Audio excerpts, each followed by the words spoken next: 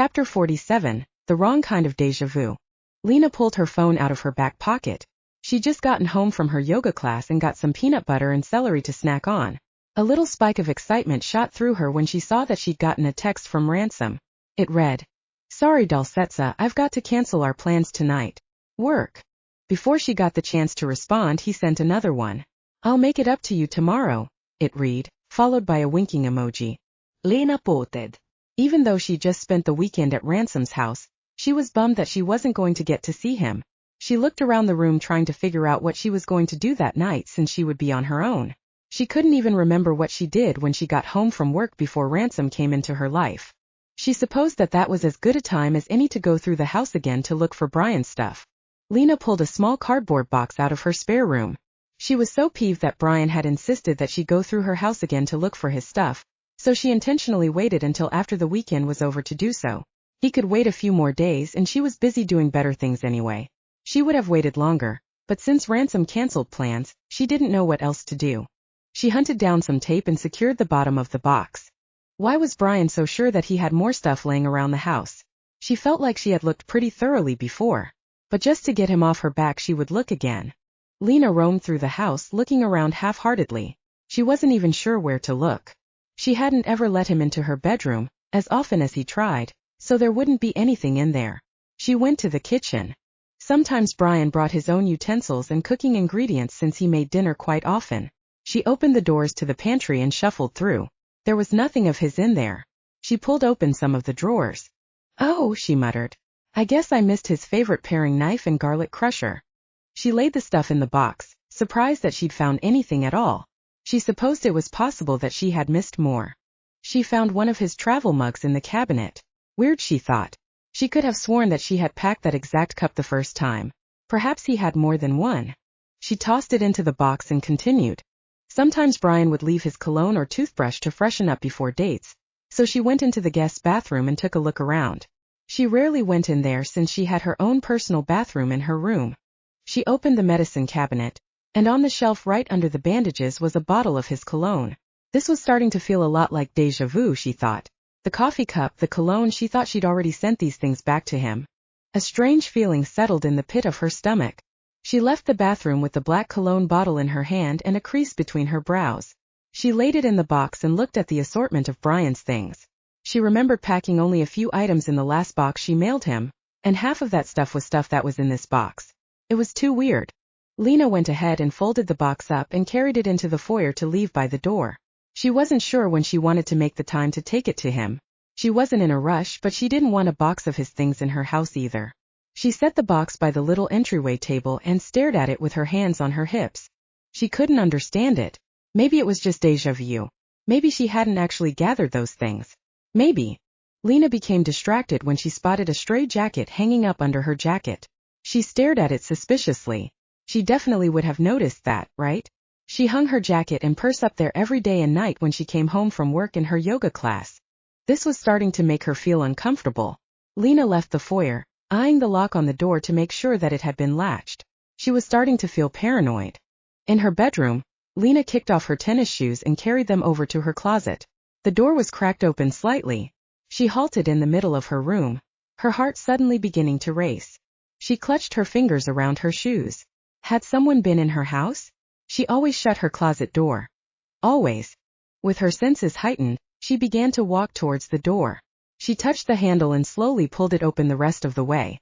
Her closet was pretty big, about 5 feet wide by 8 feet long, and her clothes hung along 2 of the walls. Someone could easily hide in there.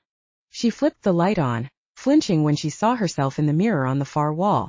She glanced along the floor, but nothing else looked out of place. She shuffled through the clothes. There was nobody there. She was beginning to feel embarrassed about her own reaction. But she had never felt that way before in her own house. Not while Brian was in her life, not the short time she was on her own, and not now since she'd started seeing Ransom. But something inside of her amygdala was wide awake and looking for danger around every corner all of a sudden. Lena put her shoes in their spot and exited her closet. She turned off the light and closed the door behind her. Glancing around the room, she began to wonder if she shouldn't take a closer look around. She walked over to her dresser, where she found that one of her drawers wasn't closed all of the way, and there was a smudge of dirt on the white carpet in front of it. She never wore her shoes in her room aside from walking in them from the closet to the living room, but they were always the last thing she put on and the first thing she took off when she got home. There was a very slim possibility that she'd left that dirt there. By now Lena's heart was pounding. She was convinced that someone had been in her house. But why? It didn't seem like they had taken anything. She pulled open the drawer that was left slightly open. Her usually nicely folded and lined up underwear and socks were slightly askew. Her gut sank and she backed away from the drawer. She slid her phone out of her pocket and ran into her bathroom and shut the door. Lena dialed Ransom's number, and to her surprise, he picked up quickly. "What's up, baby?" he asked happily. Lena cupped her hand over her forehead. "I thought you were working. I didn't think you'd answer." She felt a tremor in her voice as she spoke. "I'm on my way to a thing, but I'm just driving right now," he said. "But if you didn't think I'd answer, then why did you call?" Lena took in a quick shaky breath. "I think someone was in my house today," she said. Ransom was quiet for too long. For a moment Lena thought that their call had dropped. Then he spoke. "Are you okay?" he asked. "I'm just kind of freaked out," she said. She told him about what she had been doing since she got home, and how there were some things slightly out of place. She told him about Brian's belongings that she thought she had already packed and sent away. "Don't do anything else, okay?" His voice was tight and angry, but she could hear the concern in it. "I'll come get you tonight and check it out. You can stay with me. I'll figure out what's going on, and I'll take care." Chapter 48, Making Things Difficult. Everything was set up. It was going to be a risky situation, but Ransom knew what had to be done. He just hoped that everything would work out with minimum casualties. According to Detective Alvarado, he had a team on standby, but they didn't want to get caught in the middle of mafia affairs, especially when they were going to be armed. That meant Ransom would be going in with his guys alone. Thanks to the work he and his guys had done over the past week, he knew that Brian was working with the police to take down the Giudices, and he basically had permission to use the Scuteries to do so. For a while, Ransom didn't understand why Brian was so obsessed with getting his stuff back from Lena's place, which he quickly discovered had been planted there. But after having Mariano tracking Brian, they figured out that he knew who Ransom was. They assumed that Brian was going to hold Lena hostage and try to get Ransom to trade places with her or something along those lines. Brian didn't have enough gall on his own to take Lena hostage, so Ransom figured he'd need help. That's where the Scuteries came in. It was clear to him after the text messages he'd sent Lena trying to get Lena to meet him privately to give him his stuff back that Brian was up to something sketchy. While Ransom didn't totally know what Brian's plan was, Ransom was doing his best to be 2 steps ahead. Ransom drove Lena's car to the meeting location, which was conveniently located on the border of the Giudice and the Scutery territory. He wanted it to appear that Lena was coming to the location on her own like Brian had asked her, but Ransom wasn't stupid enough to let her near Brian, let alone by herself. That's why he had Lena stay back at his house with his father and a couple of guards while he went on the mission. His goal was to throw off Brian. He had the box of Brian's stuff as well as a couple of backup guys in the car with him. There were also several guys stationed near the meeting location in case things got hairy. He just hoped things would go smoothly. Ransom pulled up to the meeting spot to find Brian standing at the front of his car leaning on the hood. It was difficult for him to understand why Lena had stayed with him so long when he took a good look at him. But then he remembered her journal and what she'd written about her desperate need to please her parents. But she was changing now. That's why she'd left him. Ransom left about 30 feet between Lena's car and Brian's car. "You guys be ready for anything. I'll get out and talk to him and we'll see how it goes from there," Ransom told the 2 guys sitting in the back seat. Mariano was in the front seat holding onto the box of Brian's things. He handed the box over the console to Ransom and gave him a slight nod. "We'll be ready if you need us," he said. Thankfully it was dark outside around 9:30. It gave Ransom's guys around the perimeter a chance to remain covered. Of course, if there were any Scuteries around, they'd have the same advantage. Ransom slid out of the car with the box in his hands. "Where's Lena?" Brian asked, taking a few steps towards Ransom. He glanced over his shoulder, and Ransom knew that he hadn't come alone. "Come on, you can't think I'd be stupid enough to let her come around you after I found out who you are and who you're working for," Ransom responded self-assuredly. Brian squinted his eyes in an angry glare. "Maybe it's best that she's not here after all. You can't be stupid enough, knowing who I am, to think that I came alone. Of course I knew you'd be here too. I just hoped that you wouldn't have to make this so difficult for me." Ransom sat the box down on the ground and kicked it towards him. "If you do anything other than pick up this box and leave, you are the one who'll be making things difficult." Brian crossed his arms loosely over his chest, A confident stance for someone who was asking for trouble.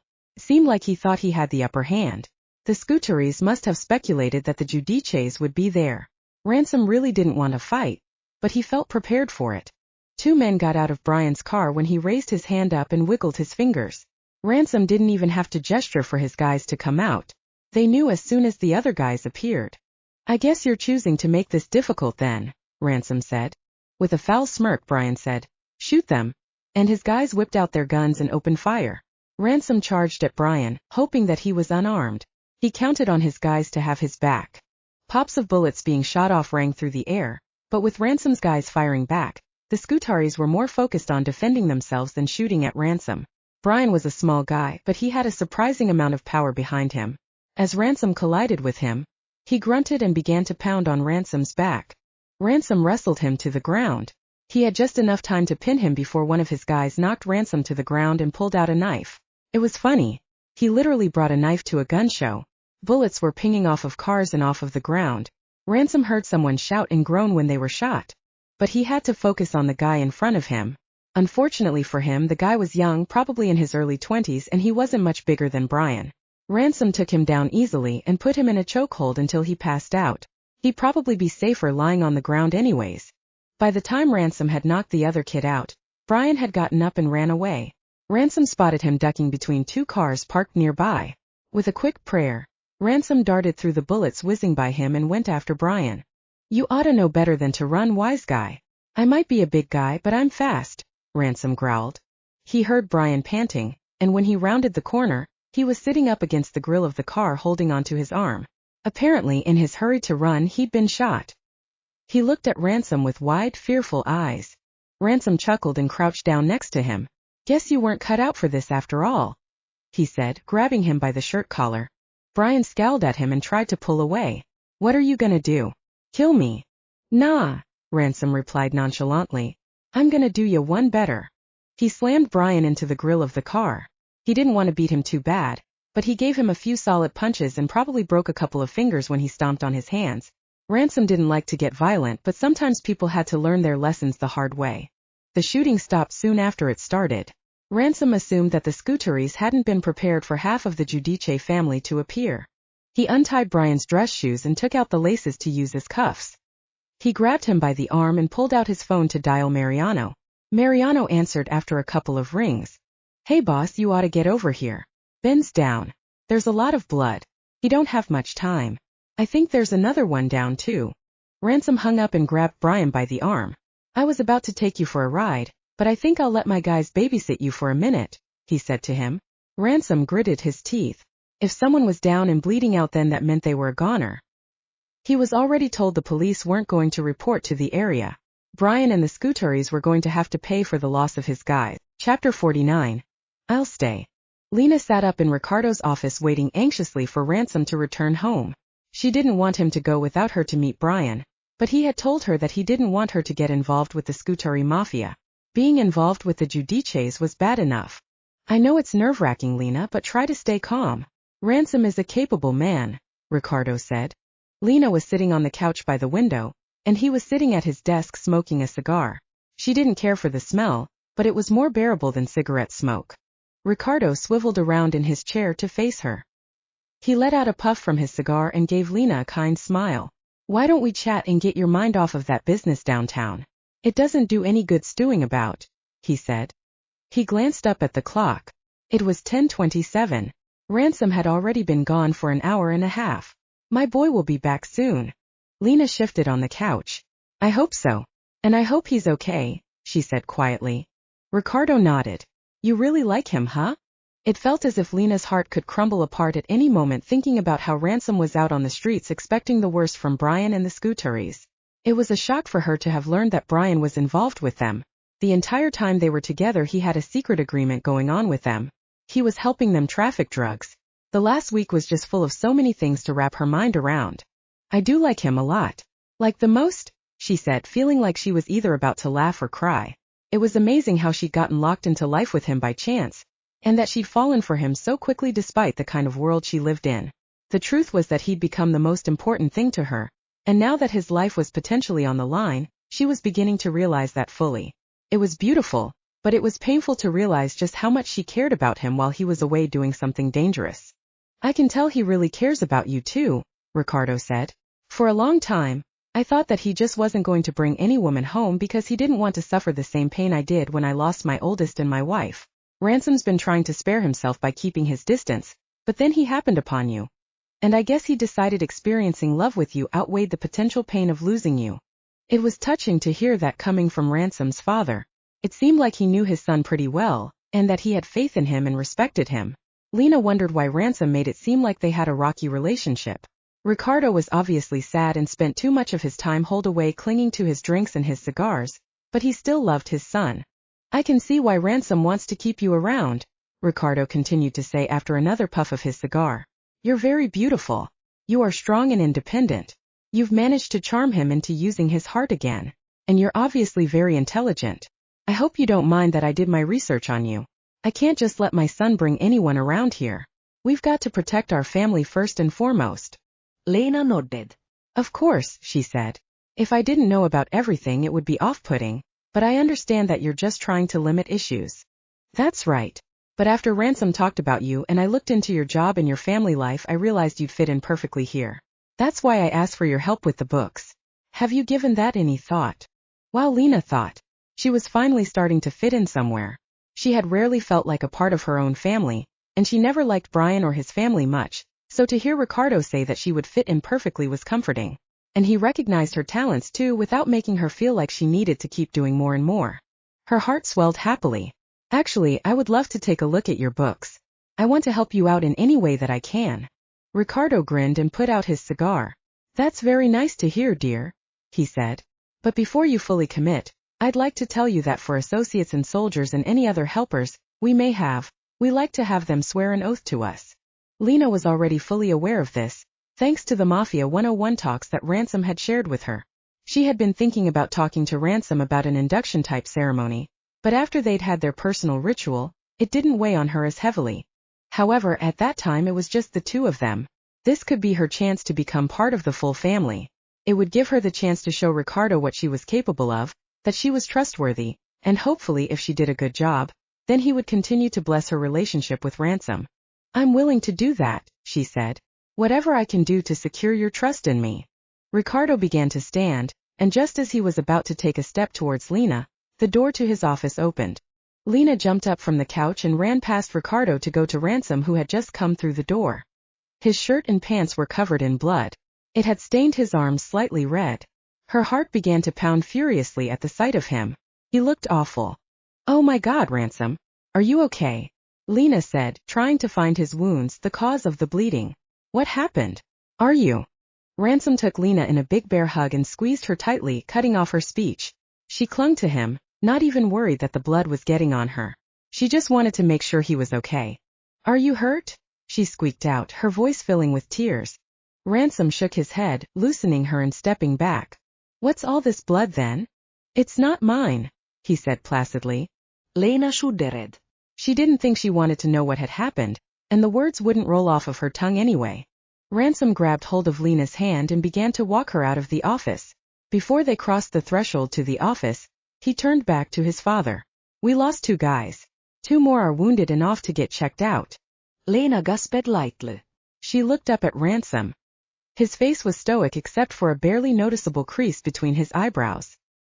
He didn't look at her until he led her to his room, disappeared into the bathroom for several minutes, and then came back out cleaned and in a fresh pair of clothes. You're really okay? Lena asked. She got up to meet him as he stepped out of the bathroom, running her hands down his forearms. She felt a rough spot and looked closer to see that he had a pretty big cut on the inside of his forearm by his elbow. You are hurt. He searched her eyes for a moment before responding. It doesn't matter, I'm just glad you weren't there to see that, he said quietly. What happened? She hesitated to ask. The Scutaris opened fire, he said. Before she could say anything else, Ransom slid his finger lightly under her chin. I want you to stay with me. I will. I wasn't planning on going anywhere. I know you don't want me to get too involved, but... No, I mean I want you to stay with me. In this house. You'll be safer here with me. He was asking her to move in with him? Okay, she said before realizing what she was saying. I'll stay with you. Ransom sighed with relief and embraced her. Good, he said. I don't know what I'd do if anything happened to you. So it was true then that someone planted Brian's stuff in my house? Is that why you're asking me to stay with you? Yeah. Well, it's part of the reason, Ransom said, kissing the top of her head. Lena's heart did a little somersault. He was being protective, but part of him just wanted her to always be with him. She understood that because that's how she felt too. So what happened with Brian then? She asked after a moment. You don't have to worry about him anymore. Detective Alvarado is taking care of him now. Chapter 50. I love you, Dulcetsa. The dining room table was set with candles, and the staff was off preparing a big dinner in the kitchen. The boss of the family, Ricardo, sat at the head of the table, and Ransom stood at the other end next to Lena. Along both sides of the table sat the capos of the family, and behind them stood some of the soldiers. Everyone was dressed elegantly for the occasion.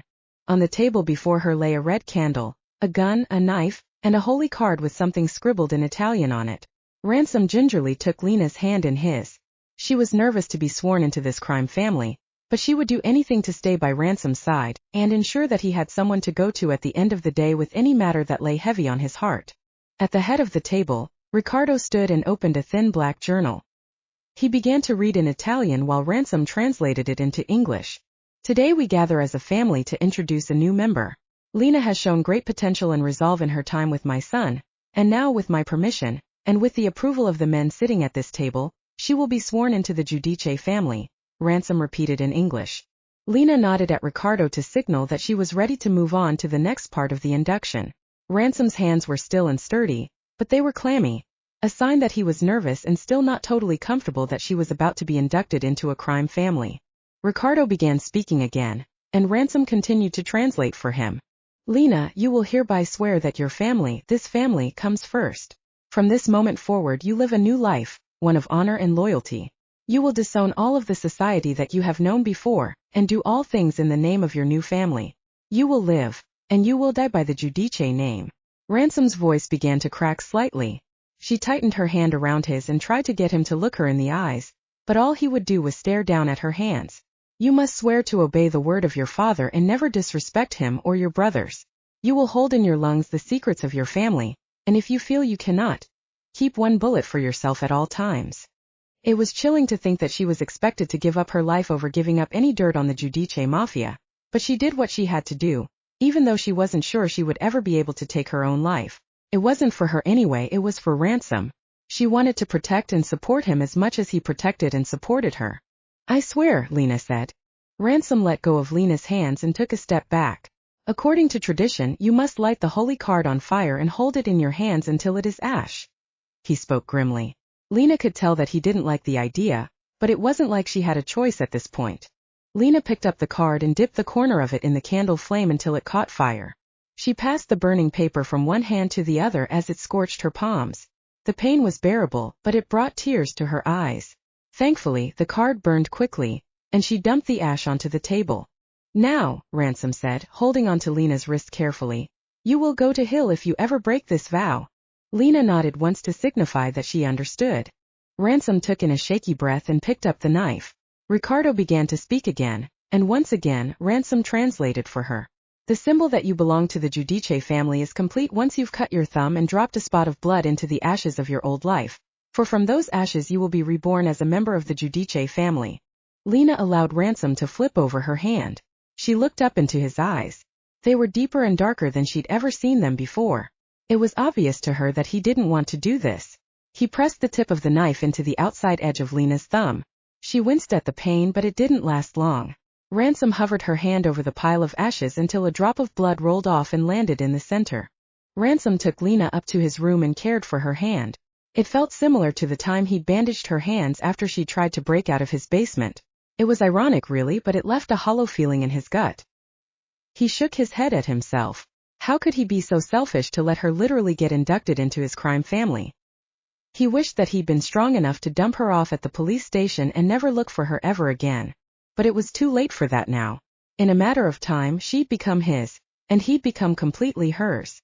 She was the most important thing in his life now. He didn't care about the rest. He didn't want to let her be inducted, but she'd insisted. He'd stupidly let her. Ransom flipped over Lena's hand and pressed his lips gingerly to her palm. The skin was tight and red from the burning paper. He didn't think it would scar. The cut on her thumb, on the other hand, was meant to be permanent. He kissed the bandage that he'd wrapped around it. "Ransom," Lena said, softly touching her free hand to his cheek. He took a deep breath in and looked at her. "I love you," she said. She rubbed her thumb under his eye up his cheekbone. He loved her too, but he was afraid to speak. He was afraid if he tried to say anything that his voice would break, and she would see how weak he was. Instead of saying anything, he kissed her. He laid her gently back on the bed and pulled her leg up high on his waist. He kissed her slowly, deeply, grazing her tongue gently with his.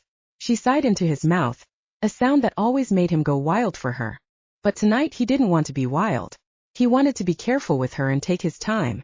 He wanted it to be like the night of their personal ritual. He wanted to be that close to her always. Lena slid her hand underneath Ransom's shirt, up his stomach and over his ribs. She pressed her pelvis into him and grabbed at his back. "Careful with your hands, Dalsetsa," Ransom said, fishing her hand out of his shirt and bringing it to his lips to kiss. He pulled off his shirt and tossed it onto the floor. Then he pulled Lena onto his lap.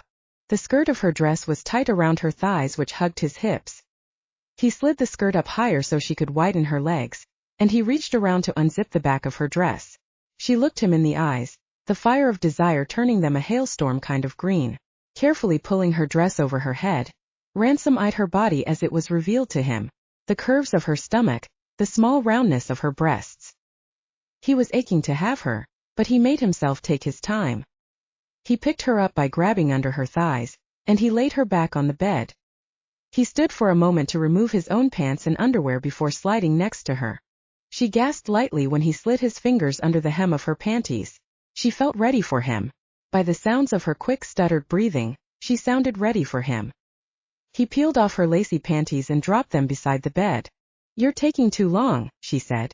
Her face was flushed, and she was looking at him with a sort of begging in her eyes. "I just wanted to feel you first," he said, dipping his fingers into her. She squirmed underneath him. "No," she panted. I told you I love you." Ransom smiled at her. She squeezed her eyes shut and grabbed his arm. "Oh, Dalsetsa," he said. "Of course I love you." Lena gasped, either in pleasure or relief, he couldn't quite tell which. She was whining for him now, wanting him to be as close as physically possible. Ransom stationed himself over her, spreading her knees. She hooked her legs around him and groaned as he pressed inside. "I love you, Dalsetsa," Ransom told her. "You are more important to me than anything else, and I'll do anything to protect you." Lena opened her eyes and looked at him. A tear squeezed out from the corner of her eye and rolled down her cheek. He kissed it away and pressed into her again. "I love you so much I won't hesitate to break my family's promises if it means protecting you," he said before pressing his lips to hers.